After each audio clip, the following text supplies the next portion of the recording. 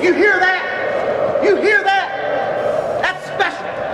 There's a lot of lions, tigers, and bears, but there ain't but one razorback. McFadden, say goodbye. Darren McFadden, 80 yards, touchdown. Fly ball, deep left field. Out of here. Madden for maybe the win. Oh, the follow is good.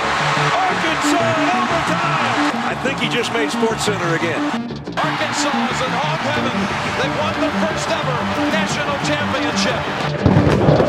All I want you to do tonight is play your best. Don't worry about making a mistake. You can make a mistake, that's fine, as long as you're going 100 miles an hour. Welcome into episode 50 of the Pig Weekly Podcast, your weekly source for all things Arkansas Razorbacks. Episode 50 is brought to you by Homefield, home of premium vintage collegiate apparel. You can use that promo code Variety Sports in all caps to receive 15% off that first order. You know, like we say week in, week out, go check them out. They got some fantastic Arkansas stuff, constantly having new releases and things of that nature. So go check them out. Fantastic things. Yeah, episode 50 is here. You know, it's been a fun, grinding journey, but it's here, and couldn't think of a better way to have episode 50 than wishing the best co-host here a happy birthday today.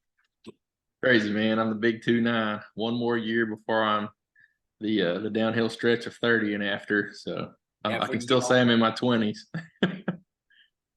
And so, yeah. So we happy birthday to Seth here, and we'll jump in. Arkansas football had a bye week this week, so didn't have to suffer through an Arkansas loss this week, which was fantastic.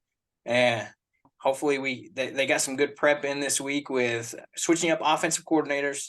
You know, I've seen positive news out of that, and we'll hit more on that a little bit later. But things have seemed to be on a positive note ever since, you know, the release of Enos and everything with Guyton being named new interim OC and everything. So it should be interesting to see. We'll cover some SEC Week 9 results since Arkansas was off. You had Texas A&M playing and beating South Carolina 30-17.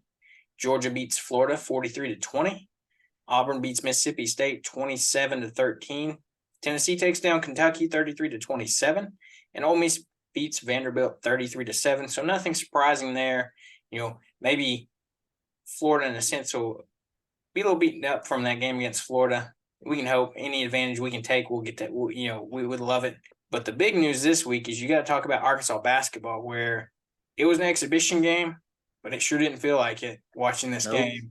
And if you missed it, go check out our rapid reaction show. You know, David from Hoop Southbound joined myself as we did a quick reaction video after the game. We'll dive into more stats and stuff here. So, like I said, in the charity exhibition game on October 28th, Arkansas took down preseason number 3 Purdue 81-77 in overtime. And, man, was this a heck of a game. Arkansas was led in scoring by Trevor Brazile and Tremont Mark with 15 points each, followed by L. Ellis and Khalif Battle with 12 points each, and Shannon Lawson rounding out the top scoring players with 10 points. You had Tremont Mark lead Arkansas in rebounds with 6, followed by Brazile and Khalif Battle with 5 each. And Arkansas shot the ball pretty well in this game, where they shot 50.8% from the field, 34.8% from three-point range, 76.5% from the free throw line. Pretty good day for Arkansas all around. So quick general thoughts before we dive into specifics here.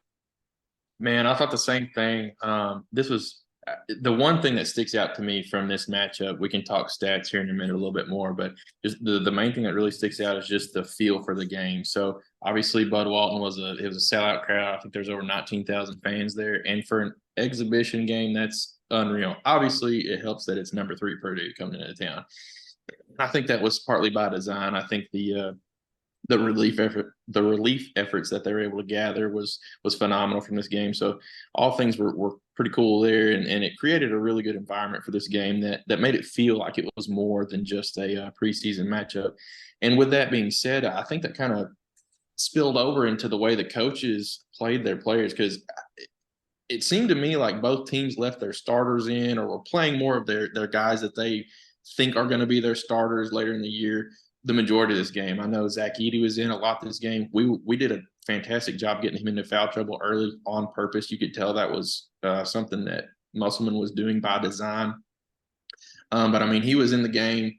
at the end of the game during that overtime period. And obviously he's going to be a main starter for them. And then a lot of our guys, obviously Brazil, Tremont Mark, Khalif Battle. I mean, all those guys were in the game, like Ella Ellis. This game did not feel like a preseason matchup where you're trying to get your full bench in to see who's who and who fits well. It literally felt like a mid-season, late-season tournament-style game. Phenomenal atmosphere. The game was awesome. It was back and forth the entire time. We'd go on a run. Purdue would go on a run, get it back close. I mean, it was just awesome. Like, everything about this game was awesome. I don't know how else to describe it. Hey, that's fair. And when you talk about those players you just mentioned, this was a game where several of our transfers players came in and shined. They showed the reason why Musselman brought them in. You talk about, Tremont Mark, Ellis, and Khalif Battle all came in and showed, they're guys that can come in and get buckets, but also can run the defense that Coach Muss wants. Lockdown defense, especially look at Tremont Mark. When you pair him with Devo Davis, that's one of the best backcourts that you can have in basketball. Combination of backcourt, front court. It's hard to ask for a much better combination than that. And depth-wise, Arkansas is very deep this year at all positions, not just guard heavy or forward heavy. They're deep at all positions. You look at Trevor Brazil, Chandler Lawson. Got Mekhi Mitchell returning. You got Jalen Graham that didn't play due to some back issues, but he'll be back. So you've got a lot of depth. And then, like we said, you got Ellis. Layden Blocker got, I think, 8 minutes of playing time, so not a ton there, but expect that to go up as the season gets around. He looked great. Adjust. Yeah, he looked great in his few minutes of playing time, and I expect that to go up. Him and probably Ellis split some time at the point, depending on situational basketball. Your starters could came out and said that the next day after the game on a radio show, where that your starters aren't going to be the same people every game. It's going to be the best matchups week in and week out. And if we know one thing about Muss, he's all about the matchups and finding those perfect matchups to exploit. And so I think there's some excitement in the air, especially much more after this exhibition game. People are ready. Basketball season's here. First regular season game next Monday. It'll be here. And I think there's a lot of optimism for this team, especially after actually seeing them play somebody that's not themselves. Yeah, no, I completely agree with that take. I mean, we could sit here and just talk for hours on this, honestly. It was a fantastic game to watch, and it's hard to not almost get overly excited than maybe we should. But I do think this was more of a good kind of gut check on where we are, even than I expected it to be, considering the way that both teams kind of played their benches, or lack of their benches in a way. So that was kind of cool to see, and let me feel that you could already kind of get a glimpse of like who your guys that were going to step up down the stretch in games. Tremont Mark hit a late 3 to force overtime in this game. I mean, it had everything. Like, it had all kinds of clutch moments. We missed some free throws that thankfully didn't come back to bite us, but could have, so there's a lot of learning moments in this game, a lot of highlight moments you can kind of go back to and be excited about. Trevor Brazil hit 2 threes. Caleb Battle hit back-to-back threes that kind of got the crowd going. And then Brazil had a breakaway dunk. I mean, this game had everything. Like, if you didn't get to watch this game, try to go back, find some highlights, because it was very, very entertaining, a great time. And I really do think it was a better showcase of kind of where we are as a team, how close these guys have gelled already, which is very impressive to me, considering we've got so many new faces. I think it really is a testament to what Musselman's been able to do, in the fact that he's gone out and got guys that have that college experience, plus the talent too. Whereas last year, we had a ton of talent. I think we were lacking in some of the experience department, and it showed in certain games where our consistency was lacking to an extent. And it seemed like we made some mental errors late in games off and on. We had some great games last year, don't get me wrong, and we had a very good team. But I almost, for some reason, have a gut feeling that this team has the potential to be a little bit more consistent night in and night out than last year's team did. And I think that's due to these guys that he went out and got. Already have a lot of that leadership ability, a lot of that collegiate experience to not get too amped up or too low, depending on the situation, and can get out there, make shots, make free throws. You see it in the stats. If we can shoot that all year long, 50% from the field, 35% from three, and about 76, 77% from the free throw line, we're going to win a lot of games. I was about to say, you hit on a key point there that was my big takeaway of this game was just this team we went from being one of the youngest teams in college basketball to one of the more older experienced teams. And I think that's big for Arkansas, as you saw this team really figured out and can close out a game. There were several times last year in a close game situation, Arkansas just really couldn't close it out because, your youth and inexperience. We have guys that have been there before. They've been in big stages. They've been in clutch moments, just like you mentioned, Tremont Mark with that big 3 to force overtime. He said in the post-game conference, he's that type of guy that wants the ball in his hands in clutch situations, very reminiscent of a JD Note, who was a guy that wanted the ball in his hands. And so I think that's going to be big for Arkansas down the stretch in some of these big games because, we're going to have some big games this season, not only non-conference, but in the SEC, where you're going to need somebody with some experience to close out a game late. And I think this team's going to be the team that can do it. Another gut check, like you said, will be if you look at the schedule, mid-November in a few weeks, you've got Duke coming to town. That's going to be a prime time matchup of potentially top 5, at least top 10 matchup. So it's going to be interesting to see where we stack up against that team. And I know if this crowd in this game was sold out, that game's going to be even more electric just because of the history between the two teams. So a lot of exciting things coming this basketball season. And like we said, that game actually counts. Yeah, that's going to be a game that counts, and it's going to be big time. And so, like we said, that we're going to get kicked off next Monday, Alcorn State, 7 p.m. in Bud. Get your first taste of regular season basketball, and I think it's much awaited. And, some preseason recognition for some Arkansas players. Arkansas had 3 players ranked in the CBS Top 100 Best Players list. You had Trevor in Brazil coming in at 61, Tremont Mark at 90, and Devo Davis at 93. So congratulations to those guys. That's an honor. Can't wait to see what they do on the court. Expectations are fantastic for all these guys, especially Trevor in Brazil. If he can come out and have that type of play he did last year, I think he easily plays himself into a lottery pick, for sure, first-round pick. So can't wait to get the season kicked off.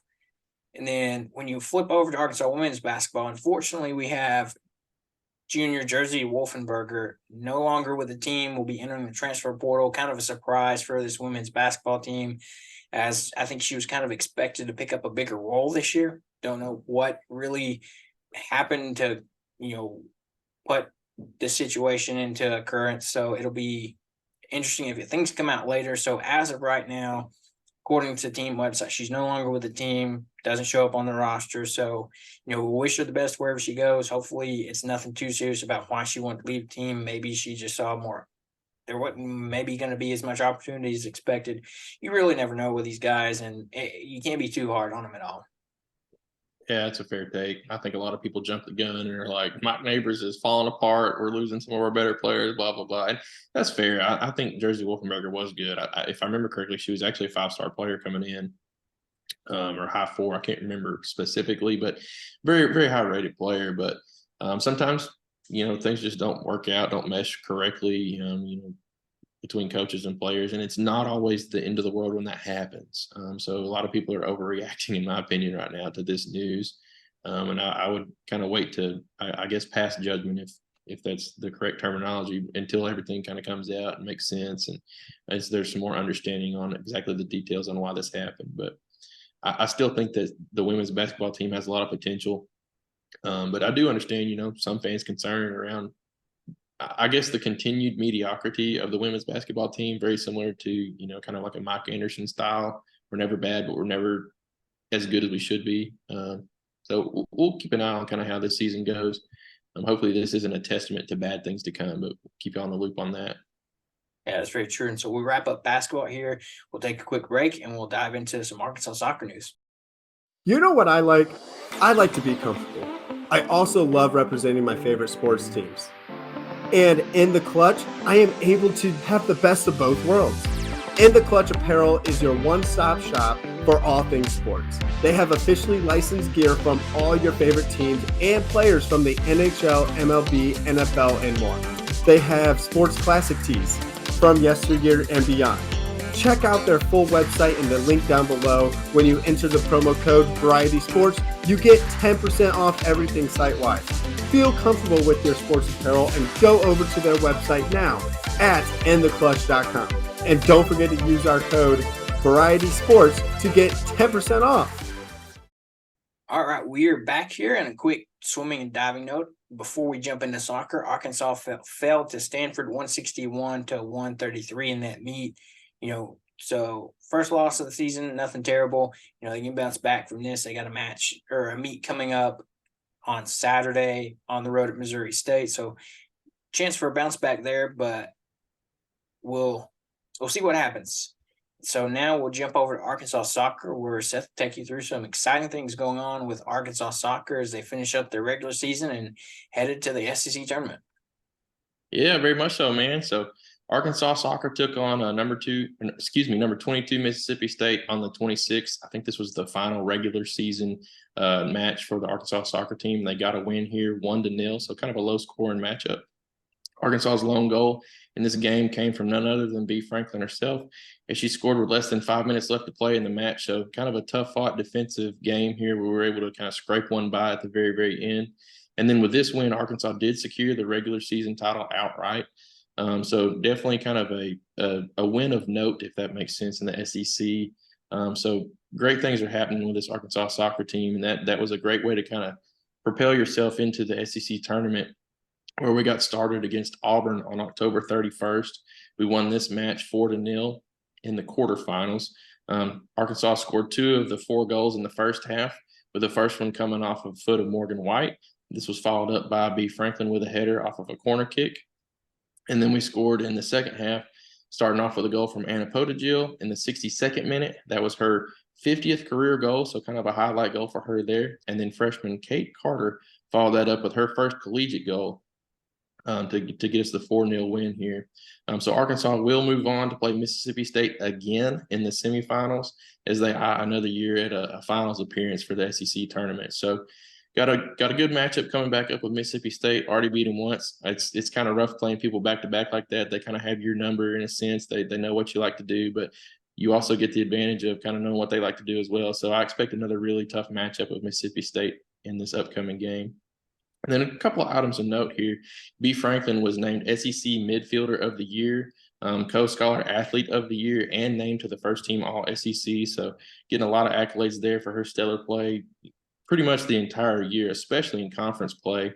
And then Ava Tankersley was named SEC Forward of the Year, and Avery Wren was named to the SEC All-Freshman team. So a couple of really nice accolades came the team's way. It's really good to see that recognition, especially kind of through the SEC.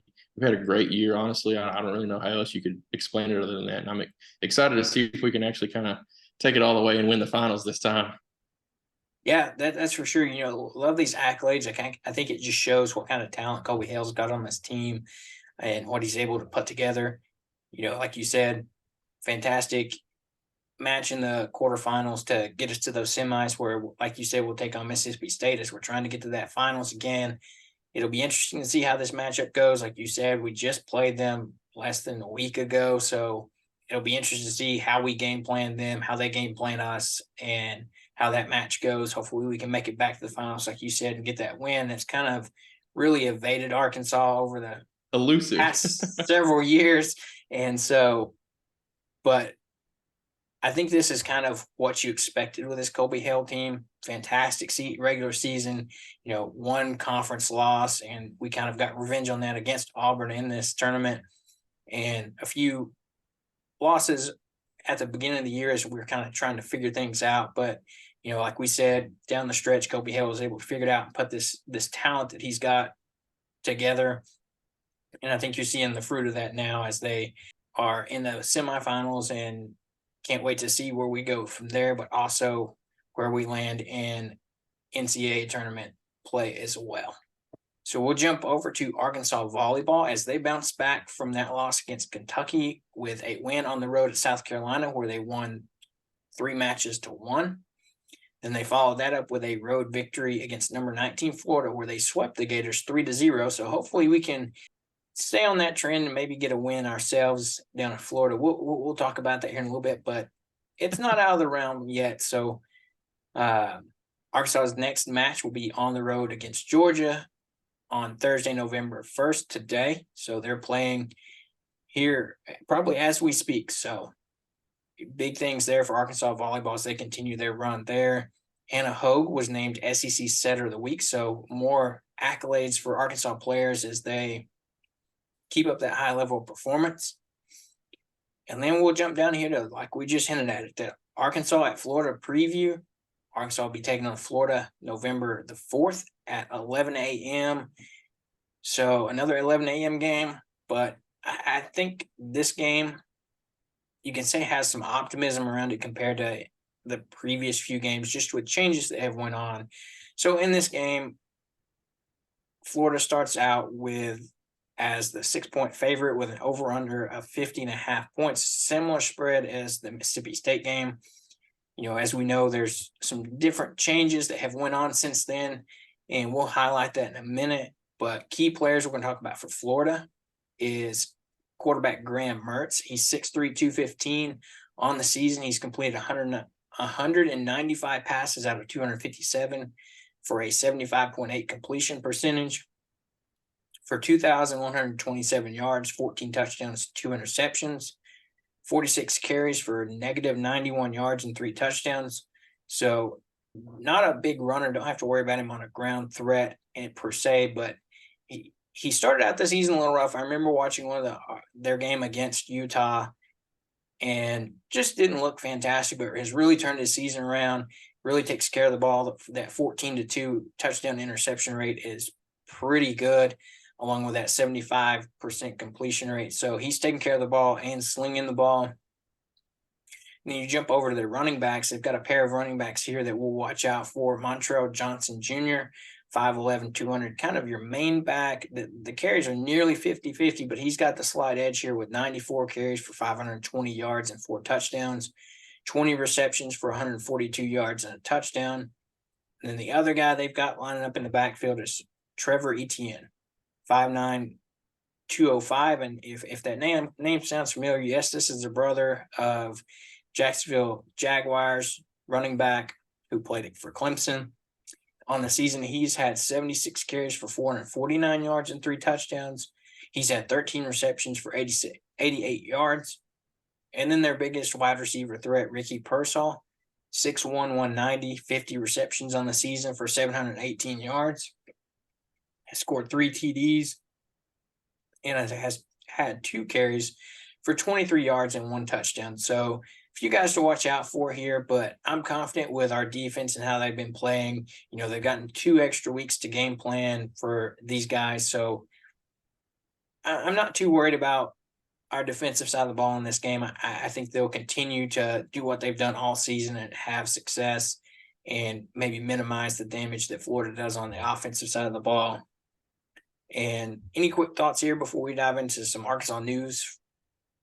I think realistically, this is another good matchup for us, kind of similar to that Mississippi State one. I honestly think that Mississippi State game would have been a very, very easy win for us if the offense was half of a shell of what they were last year.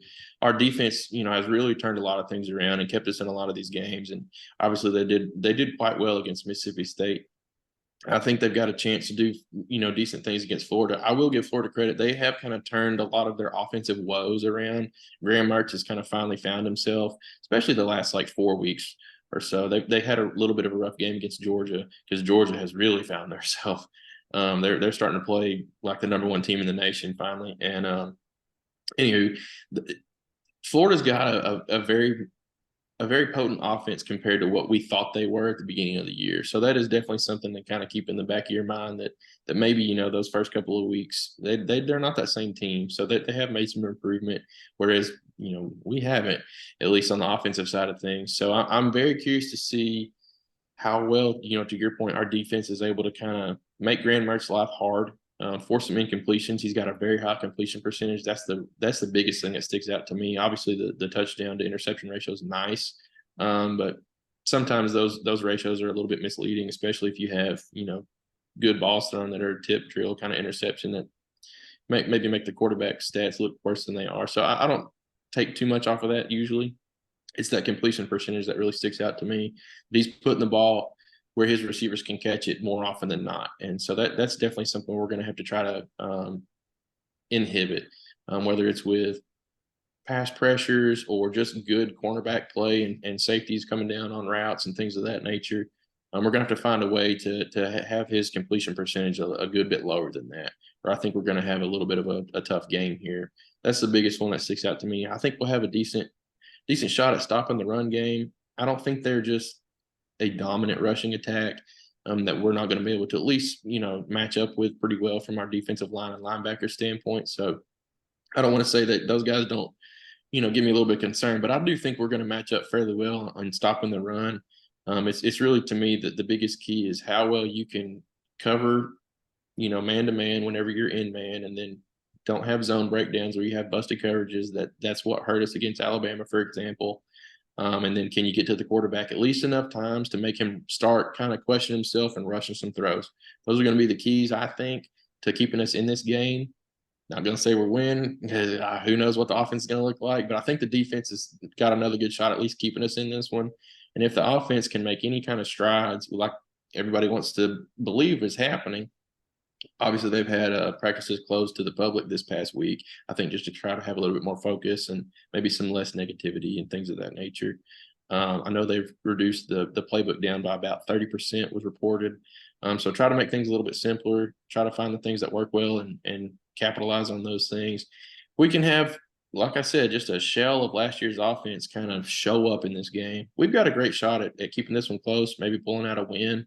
A slightly unexpected win, perhaps, especially since it's in the swamp. So I'm excited for this one. It's going to be good to get back on the field after a couple of weeks. Hopefully some guys are a good bit healthier than they have been. We can cover a little bit more injury updates in a minute, but definitely going to be an exciting game. I mean, it's going to be kind of warmer weather, so I expect the ball to be flying around, and hopefully there's a lot of hot down there. I hope it's not a game where Florida overlooks us or anything like that. I hope it's a hard-fought game. Yeah, like you said, it's been a good 2 weeks for Arkansas. Like you said, Pittman's had the doors closed to the media and public this week, as he kind of said that he really just wanted the team to really get focused, kind of minimize distractions, also less pressure on Coach Guyton. Going into his first game as OC and signal caller and play caller for Arkansas. So it'll be interesting to see what he does. Like you said, I think we've been able to get healed up over the past few weeks. And on an injury note, Pittman came out and said Monday that Rocket would be back at practice. So he could possibly be back this game. He did return to practice on Monday, his practice this week. Pittman said he wants to see if a couple more practices this week as they walk through things and more consistency from him to be ready to play. But he said the way it's trending, we could have Rocket back. Don't ask me if it's just a coincidence that he could be ready to be back since we have a new OC. I mean, it's a coincidence, but yeah, he's probably gotten his rehab in check. Pittman said that Rocket's an older, experienced player, so they'll kind of, as far as they ask if he plays, will he be on a pitch count? He said, really, that's going to be up to him, whether he knows how his body is, how he feels.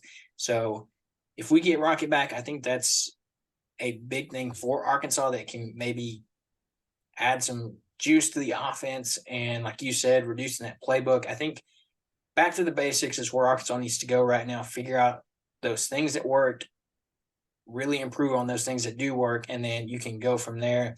I know the vibes out of these past couple of weeks have been very positive. KJ and several of the players have kind of expressed that they're excited to play for Coach Guyton.